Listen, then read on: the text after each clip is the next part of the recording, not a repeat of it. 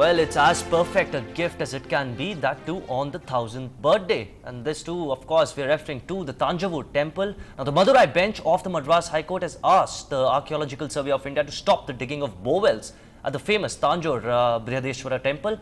Further, the court has also said that any development activity cannot happen if it damages the 1000-year-old monument. In fact, the Thanjavur Temple Rights Retrial Committee filed a petition in the Madras High Court against drilling of a bowel close to the sanctorum of the big temple in Thanjavur. Hearing the petition, the judge stayed the drilling of the bowel and any other development activity which might adversely affect the temple structure. The petitioners had expressed fear that the drilling will disturb the sand bed, which is very shaky below the temple and might eventually lead to the temple's collapse.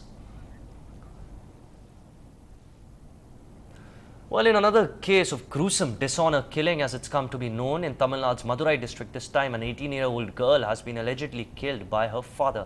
The victim reportedly, that's what her father alleges, that she had many affairs during her student days and was scheduled to marry her uncle tomorrow. But when the news of this reached her father, the father harbored doubts the girl may bring disrepute to the family and brutally killed him. Along with the father, another man who is accused of injecting the girl with sedatives has also been taken into custody.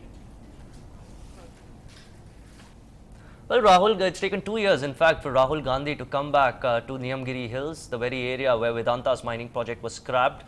And the timing couldn't have been more ironical, comes as it does 2 days after the Environment Ministry rejected Vedanta's license to mine bauxite in the hills. Now, Congress General Secretary Rahul Gandhi reached out to the tribals in Niyamgiri. The Congress General Secretary also visited Lanjigad area back in 2008, so it's taken 2 years for him. He's congratulated the tribals on the victory, and in a bid to garner brownie points, has also said that he has been with the tribals all along during this struggle. Never mind the 2 years that it's taken for him to come back to the place. अपने धर्म के बारे में आपको थोड़ा बताता हूं।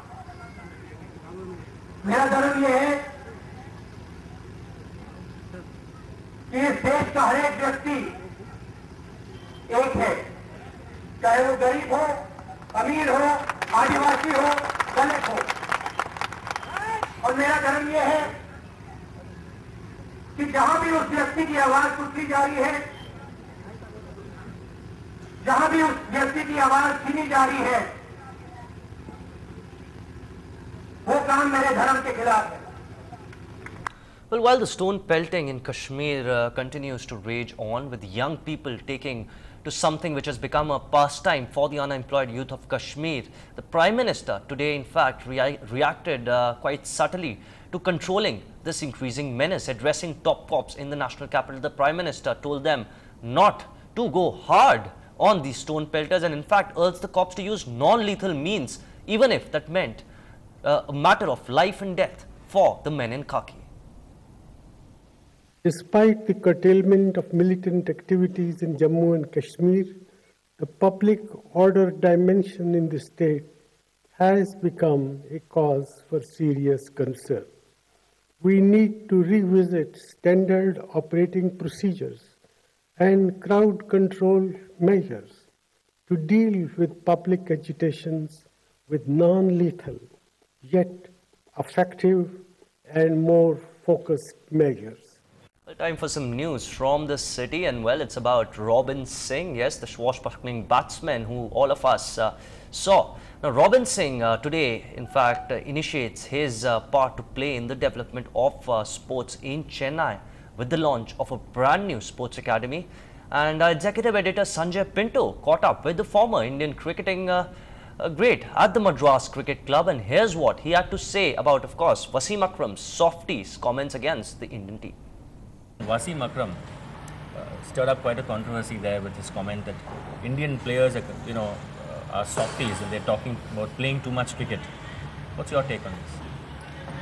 I mean, to be very frank, I hardly even bought about people's comment.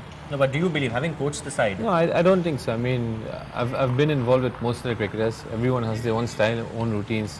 And I think at the end of the day, you have to go out there and perform.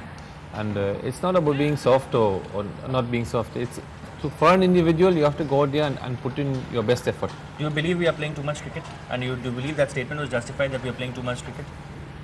you know, I can talk for myself. I can't talk for us, right?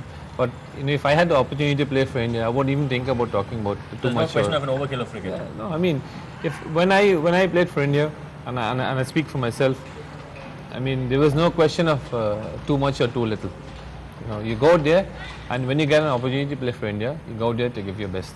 And of course, you can watch the entire interview of Robin Singh, who is interviewed by Sanjay Pinto, our executive editor, there at 10:30 p.m. tonight. Yes, don't miss it. That's a wrap on this show. News and updates continue. Tamil Bulletin is up next with Moses Robinson. Keep watching NDTV Hindu.